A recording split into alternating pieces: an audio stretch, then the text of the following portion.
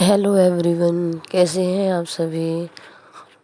और आशा करती हूँ मैं कि आप सभी की प्रिपरेशन अच्छी चल रही होगी। तो चलिए हम स्वागत करते हैं आपका हमारे चैनल केमिस्ट्री की दुनिया में। और आज हम आगे के क्वेश्चन जो हमने कल किए थे उससे आगे के क्वेश्चन आज हम सॉल्व करेंगे।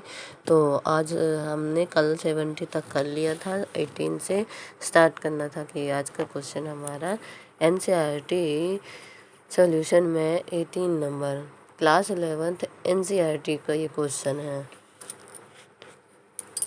निम्नलिखित को वैज्ञानिक संकेतन में लिखिए। पहला क्या दिया है 0.0048। 0.0048 को वैज्ञानिक संकेतन में लिखने पर क्या हो जाएगा,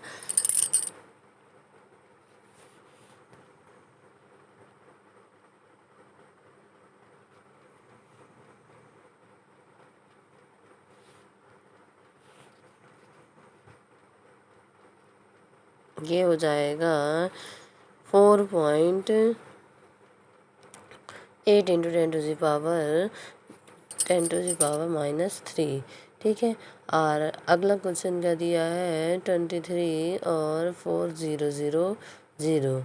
तो 23 4,0,0 इसको भी वैज्ञानिक संकेतन में लिखने पर हो जाएगा 2.34 इंटू 10⁻15 तीसरा क्वेश्चन दिया हुआ है 8,008 को 8.10⁻³ में बदल देंगे 500।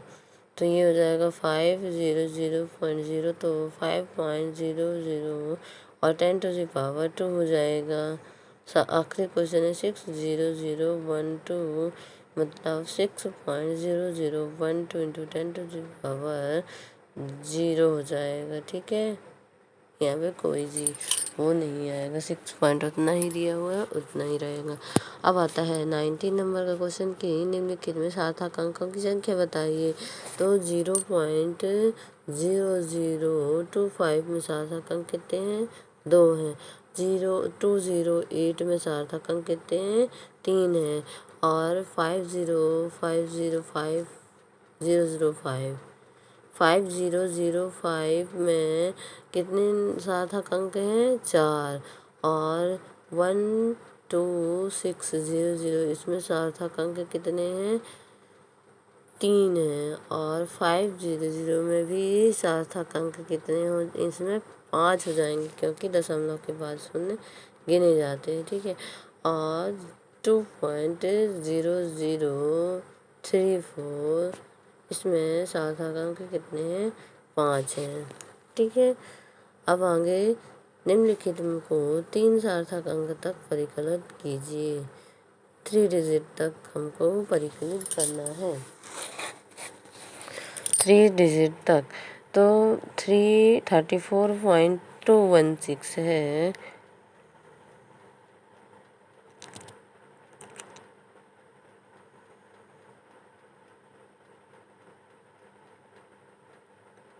तो हमने जो रूल पढ़े हुए थे कि जो ऑड नंबर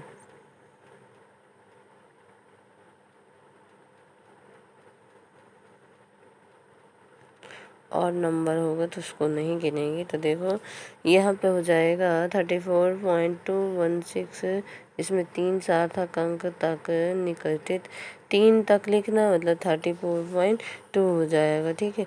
10.4107 है, इसको भी 3 तक लिखना है तो 10.4 हो जाएगा। अब इसमें 0.0597 इसको 3 डिजिट तक लिखना है तो इधर 0.0040। अब ये याद रखना है, देखो 3 डिजिट तक बोल रहा है तो 0.04 और उसके बाद 5 है। 5 तो 5 क्या है, हमारा ऑड नंबर है। तो इसमें क्या जोड़ दिया जाएगा, रूल्स के हिसाब से 1 ऐड कर दिया जाएगा तो यहाँ पे आ जाएगा 460। ठीक है। अब आता है 2808 का 3 सार्थक अंकों का निकटित लिखिए।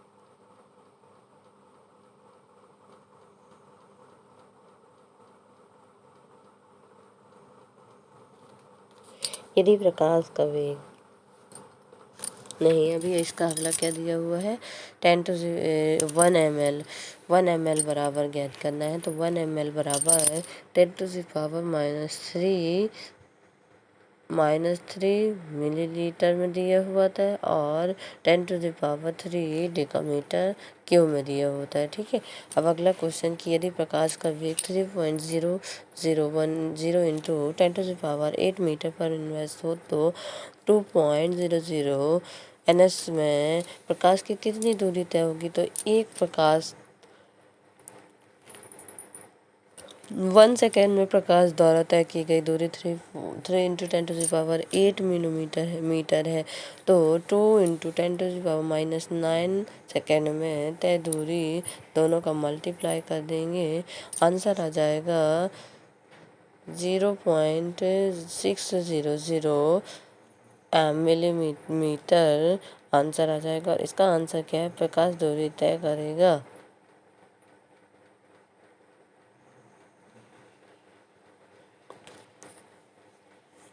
अब आता है अगला क्वेश्चन हमारा, अगला क्वेश्चन आता है हमारा कि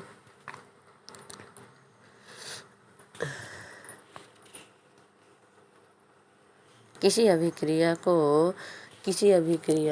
A+B2 से AB2 में निम्नलिखित अभिक्रिया मिश्रण में सीमांत अभिकर्मक यदि कोई है तो ज्ञात कीजिए। यदि A के 300 परमाणु प्लस B के 200 अणु हैं तो पहला आंसर में A के 300 परमाणु तथा B के ए के 300 परमाणु और बी के 300 अणु के साथ क्रिया करते हैं, लेकिन यहाँ बी के 200 अणु दिए गए हैं। अतः सीमांत अभिकर्मक, तो सीमांत अभिकर्मक वो होता है जिसकी मतलब जिसकी खर्च वैल्यू खत्म होने वाला ही है, वह सीमांत अभिकर्मक। जैसे किसी भी अभिक्रिया में कोई प्रोडक्ट ले रहे हैं तो वह एक प्रोडक्ट जैसे खत्म होने ही वाला है, इतना लेने पर इतनी क्रिया हो जाएगी और वह लास्ट ही मतलब पूरा ही हमने यूज़ कर लिया है, तो जो खत्म हो जाएगा वो क्या कहलाता है, हमारा सीमांत अभिकर्मक कहलाता है। बी वाला क्या दिया है कि बी दिया हुआ है कि 2 मोल ए प्लस 3 मोल बी। ठीक है, तो बी के 3 मोल को ए के 3 मोल के साथ क्रिया कराते हैं, तो ए के 2 मोल ही दिए जाते हैं और इसलिए ए एक सीमांत अभिकर्मक है।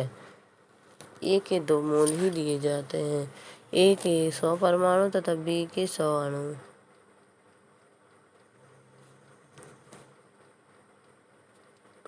तीसरा क्या दिया है, ए के 100 परमाणु और बी के 100 अणु। सॉरी, यहाँ दूसरे का क्वेश्चन क्या है, 2 मोल ए के और तथा 3 मोल बी के, तो यहाँ पे सीमांत अभिकर्मक कितना हो जाएगा, ए सीमांत अभिकर्मक हो जाएगा।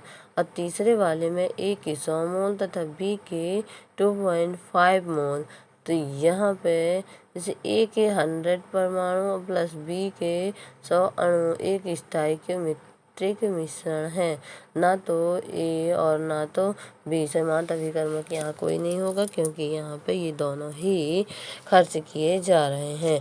चौथा नंबर का क्या है, 5 के ए के 5 मोल तथा बी के 2.5 मोल, तो क्योंकि बी सीमांत अभिकर्मक है, क्योंकि ए के 5 मोल तथा बी के 5 मोल से ही क्रिया करेंगे, तो यह 2.5 ml है यहाँ पे, तो 2.5 चले जाइए। अब आता है पाँचवा, ए सीमांत अभिकर्मक है क्योंकि बी के ए के 2.5 मोल प्लस बी के 5 मोल, तो ए के 2.5 मोल, ए एक सीमांत अभिकर्मक है क्योंकि बी के 5 मोल ए के 5 मोल से क्रिया करते हैं। ठीक है, समझ में आ गया होगा आप लोगों को।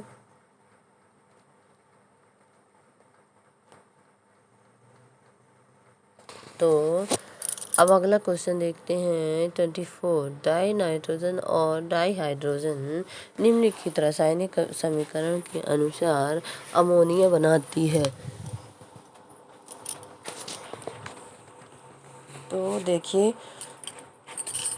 समीकरण के दिया हुआ है, N2 nitrogen gas plus 3 hydrogen 3H2 hydrogen gas मिलकर के 2 अणु अमोनिया के बनाते हैं। तो पहला क्वेश्चन क्या सॉल्व करना है कि 2.00 इंटू 10⁻³ डाई नाइट्रोजन और 1.00 इंटू 10⁻³ ग्राम डाई हाइड्रोजन के साथ अभिक्रिया करती तो प्राप्त अमोनिया के द्रव्यमान का परिकलन कीजिए। ठीक है, तो N2 के 1 मोल और हाइड्रोजन के 3 मोल, तो अमोनिया के 2 मोल बनते हैं ना। यदि नाइट्रोजन 28 ग्राम ली गई है और हाइड्रोजन 3 ग्राम ली गई है, तो अमोनिया के 34 ग्राम मॉलिक्यूल बनेंगे। 30। दूसरा क्वेश्चन के लिए क्या दोनों में से कोई अभिकर्मक शेष बचेगा, तो 28 ग्राम N2 और 6 ग्राम H2 से क्रिया कराने पर 34 ग्राम NH3 2 इंटू 10⁻³ ग्राम N2 बनाएंगे। तो यहाँ पे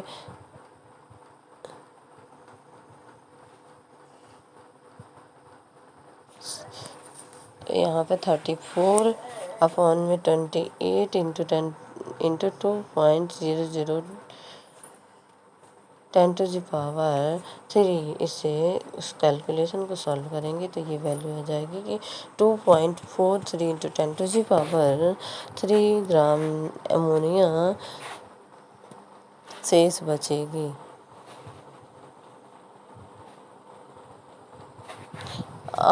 इसका सॉल्यूशन आया फर्स्ट वाले का है ये कि 2.43 इंटू 10⁻³ ग्राम अमोनिया शेष बचेगी। वो अमोनिया ये द्रव्यमान है तो प्राप्त अमोनिया का द्रव्यमान इतना आएगा। हाँ, दूसरा क्वेश्चन क्या है, दोनों में सीमांत अभिकर्मक के शेष बचेगा। हाँ, डाई हाइड्रोजन शेष रहेगा। तीसरा क्या है, 28 ग्राम यदि हाँ तो कौन सा द्रव्यमान क्या होगा। तो 28 ग्राम N2 अभिक्रिया करता है और 60 ग्राम अमोनिया बना तो 1 ग्राम N2 अभिक्रिया करेगा तो 6/28H2। तो 2 इंटू 10⁻³ नाइट्रोजन अभिक्रिया करेगा तो 6/28 इंटू 10⁻³ H2 बराबर 4285H2।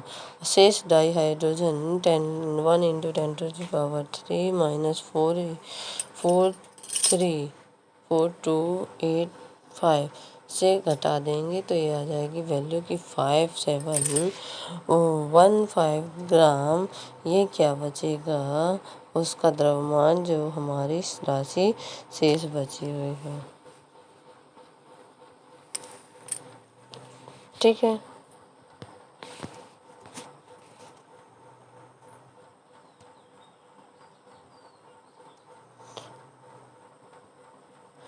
अगला क्वेश्चन है 1.25 वाला। 0.5 मोल N2CO3 और 0.5 Na2CO2 में क्या अंतर है। तो 0.5 मोल N2CO3 बराबर तो इनका N2CO3 का मोलिकुलर मास लिख किया जाएगा और अपॉन में 2। ठीक है, क्योंकि हमको यहाँ पे क्या अंतर ज्ञात करना है तो मोल, तो यहाँ पे 2 मोल दिए हुए हैं तो 2 से ही डिवाइड कर दिया जाएगा दोनों का। 53 ग्राम, जबकि 0.5 Na2CO3 विलयन की मोलता को निरूपित करता है। अब अगला क्वेश्चन आता है कि यदि डाई हाइड्रोजन गैस के 10 आयतन डाइऑक्साइड गैस के 5 आयतनों के साथ अभिक्रिया करे तो जल वाष्प में कितने आयतन प्राप्त होंगे। 2H2 प्लस ऑक्सीजन, तो दो आयतन में हमको जल वाष्प हमको 2 आयतन में, क्योंकि हाइड्रोजन के दो हाइड्रोजन और ऑक्सीजन के 2 मॉलिक्यूल मिलकर के 2 अणु वाटर के बनाते हैं।